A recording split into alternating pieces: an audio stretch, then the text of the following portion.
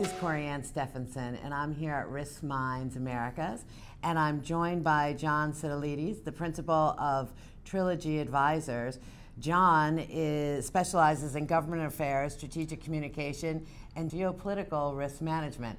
We just had an exciting conversation with John, and maybe you could give us a little bit of background on why the focus on geopolitical risk for risk managers in the financial system. Yeah, thank you very much, Coryann. It's an absolutely essential topic for any type of risk management portfolio or corporate planning.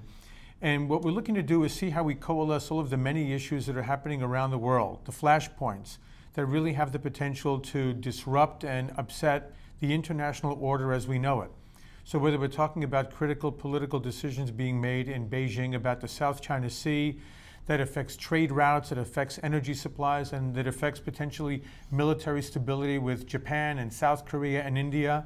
When we talk about what's happening between Russia and Europe, in the Ukraine and the Baltics, now Russia projecting power in Syria and really filling a vacuum from an outside power perspective.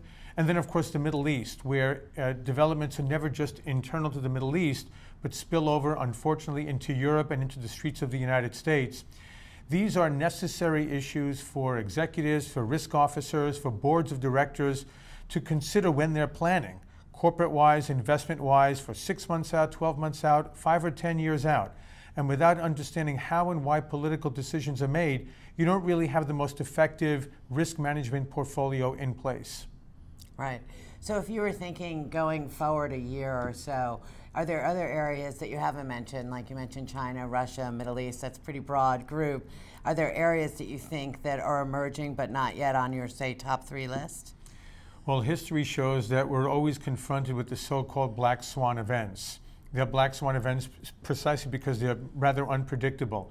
But if we look at some of the flashpoint areas where we know there's going to be trouble, there are some areas that I would say are off the radar that we may wind up having to pay attention to in a year or two.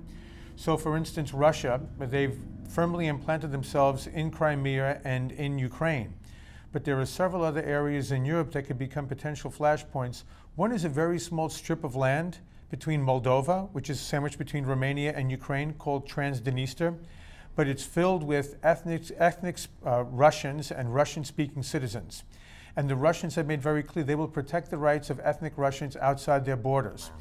That may be an area where they're testing NATO's ability to push back against Russia. And again, do it very incrementally. I have no reason to believe that Russia is interested in any type of a war with NATO or with the United States. What they are interested in doing is in undermining NATO and European cohesion. So if they can do it there, they can do it possibly in the Baltics, either in countries that are in the European Union or in sovereign territory called Kaliningrad. So that may become a black swan area for us in the near future as well. And if North Korea, for instance, is able to put a nuclear bomb on a missile, not only can they potentially threaten the United States because they'll be able to reach the continental US with those missiles, but we may see countries like Japan and South Korea seek out a nuclear arsenal of their own, and that'll trigger a response from China. So you have a cascading effect of nuclear proliferation in an area of the world where 1/3 of all global commerce takes place. So the potential is there for very, very disruptive events in areas that are known to be very difficult, very challenging, but you may have new flashpoints emerging out of existing flashpoints. Right. And clearly you can see a risk manager would be so concerned and want to study these types of points, certainly from a perspective of where investments are made, but also where one opens and offers services and businesses. Absolutely. First of all, we have to keep in mind that 90% of all global commerce takes place on shipping containers. So we have an absolute obligation to work with our allies and to deter foes who might look to block those shipping lanes and disrupt global commerce and supply chains. So we have a very vested interest there in working with our allies, trying to steer our foes away from those kinds of scenarios that can cause, well, not just tensions, but those can escalate into conflicts. Those are completely unpredictable, both in terms of how they start and in terms of how they end. Right. And so that becomes very, very disruptive, not only to the established shipping lanes and supply chains that we talk about, but think about what it does to currency exchanges, to financial markets. And thinking back to what happened in 07, 08, 09, I don't think anyone in the West or anywhere in the world really wants to see that kind of a return to crisis anytime soon. Right.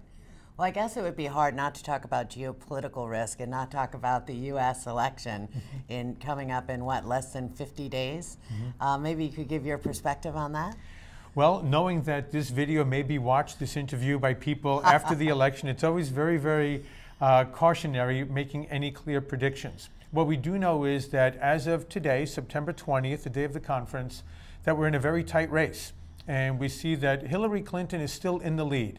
And she's had the lead essentially since we began polling on the 2016 presidential election. But Donald Trump seems to have rebounded considerably since mid-August, and Hillary Clinton has been having a number of challenges. Again, going forward, we have no idea whether those challenges will have continued or whether she'll have overcome them and Trump begins to move back. But what I think happens no matter what the outcome of the election is we've seen the United States demographic in a very different light with this election. Both the Democratic and the Republican parties are continuously being pulled more to the extreme. And we see also what I would call not the rise, but maybe the return of the white working class male voter, which made himself felt very much with the rise of the Donald Trump candidacy. And I think it was a recent poll that showed that 85% of white working class men believe that the government has utterly abandoned them and failed them. Wow. And they're making that felt. But then we have that balanced out by which way college women go, whether they will continue to come out, say, for a Republican candidate as they have in the past, or are they so repelled by many of Donald Trump's statements and positions that they'll either sit out the election or wind up voting for Hillary Clinton. So you have a number of states that are traditionally in play, and then you have another 8 or 10 states that tend to be solidly Democratic or even solidly Republican that are now being pursued by the other candidate. Either way, this is going to be an absolutely historic election, and it begins in a few days with the first debate that many believe will have more viewers than recent Super Bowls. Right. Just think about that. It is amazing. I have to say, the one thing I can say about this election, it's certainly been entertaining. Absolutely. Well, thank you so much for your comments today. Pleasure to be with you. Thanks.